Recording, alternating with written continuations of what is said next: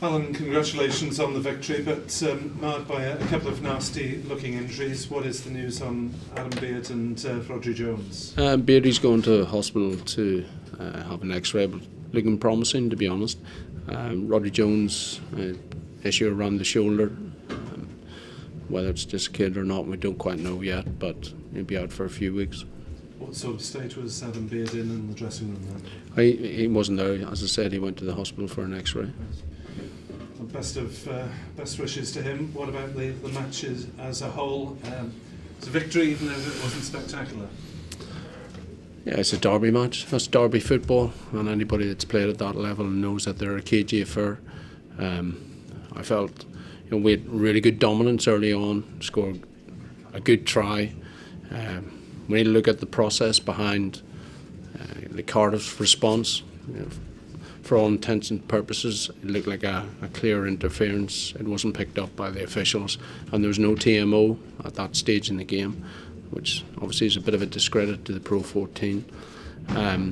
However, we managed to build some pressure on the scoreboard this week, and it was a game we always led, albeit it was a one score ball game right up until that drop goal at the end on a penalty advantage. But yeah, we're really satisfied with the win. We were frustrated with elements of our game last week, and as ever we'll try and improve on elements from that performance, but ultimately we felt pretty dominant out there today.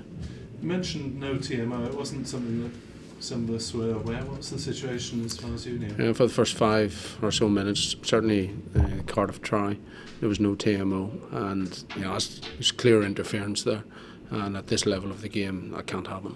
Was that because of technical problems? I have no idea. There we are. What about the effect of the results on the league? Gives you a bit of breathing space over Cardiff Blues? For now, and as I said, we're pretty measured in our response down here. It's something I really respect amongst the boys, and we'll enjoy a couple of days, allow the bodies to recover, and then we can turn our attention to the Challenge Cup next week. Big game here against Worcester. Again, I thought our fans were excellent today. They have a pretty good understanding of the game because they were seeing a lot of the decisions the same way as I was seeing them. I'll go through proper due process again, but I think we've got to really look at that element of the game in terms of the flow, because there's a lot of confusion on the field. In terms of what the decision's not being communicated clearly enough to the players? Just interpretation. Okay.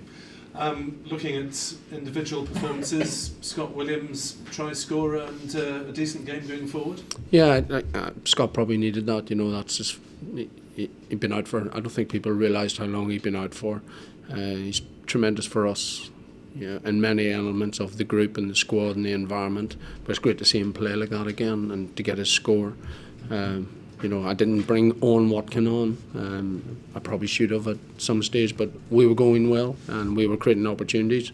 There was a frustration that we weren't nailing those opportunities, and as I said, we probably got ourselves into a position where we were more afraid to win the game than we should have. You needed the experience, I guess, of guys like Justin Tipuric, who got man of the match, Allen Jones, who was pretty prominent to get you home there. Yeah, some of our players weren't brought on today, and that was in the context of the game. You make those shots and those calls as a coach, but it was a 23-man performance. It was a whole squad performance in terms of preparation leading to the victory today. And how do you approach next week against Worcester in terms of selection? Yeah, probably if you're fit in the forwards at the moment, you're going to start.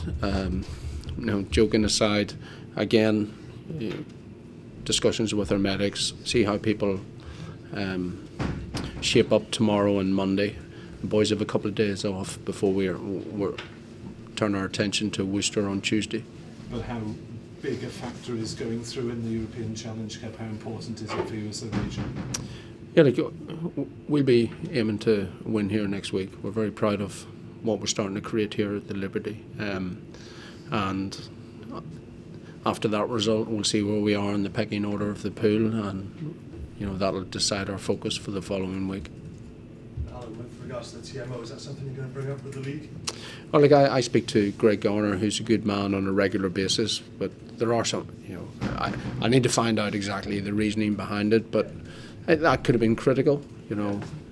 I hear coaches talking about bonus points and the likes, and you know, we're comfortable, we're 7, that shouldn't be happening. Also, there seemed to be an incident that made George North a bit furious in the second half, where you seemed to be taken in the back by Seb Davis. Is that an incident you saw and everyone?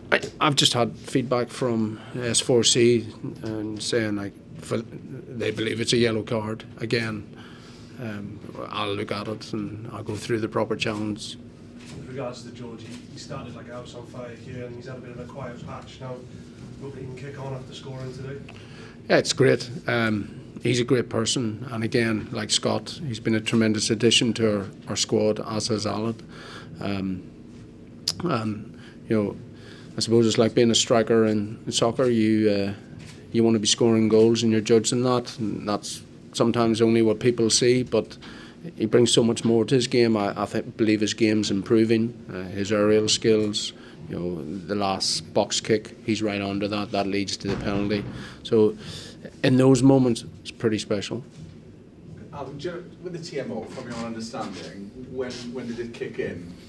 At half time, we had the comms.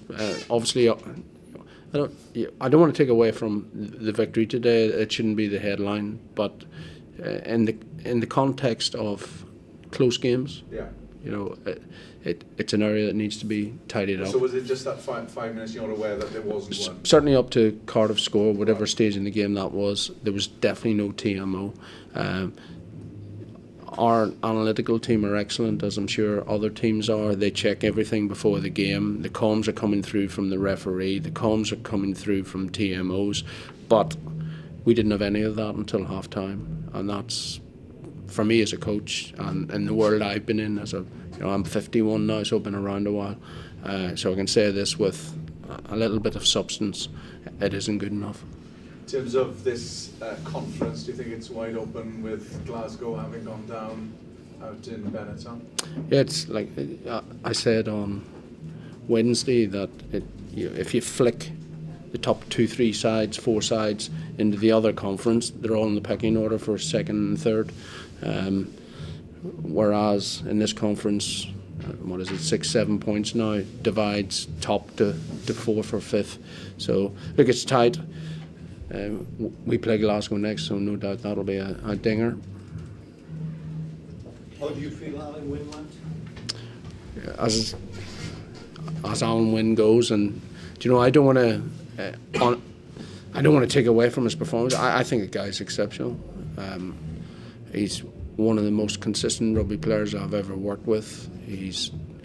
And it's not by chance. He's dedicated, and he's quite a self-effacing gentleman, and he probably won't respect me or he won't want me saying this, but for me he's as good a pro as he's a real model pro for our group. He, you know, along with, and he's not the only one. I look at Tips, I look at Bradley Davis, who's come to us from other places, and the work that he's doing. Our line out today was imperious. I thought it was a big factor in us winning the game, and our maul work in that second half in particular. But Allen Wynne is, you know, it's too cheap to say he keeps just rocking up and doing it. He does it at such a high level, and it's not by accident. He trains hard, he works on elements of his game, he looks after himself, and for me he's right up there as being a model professional.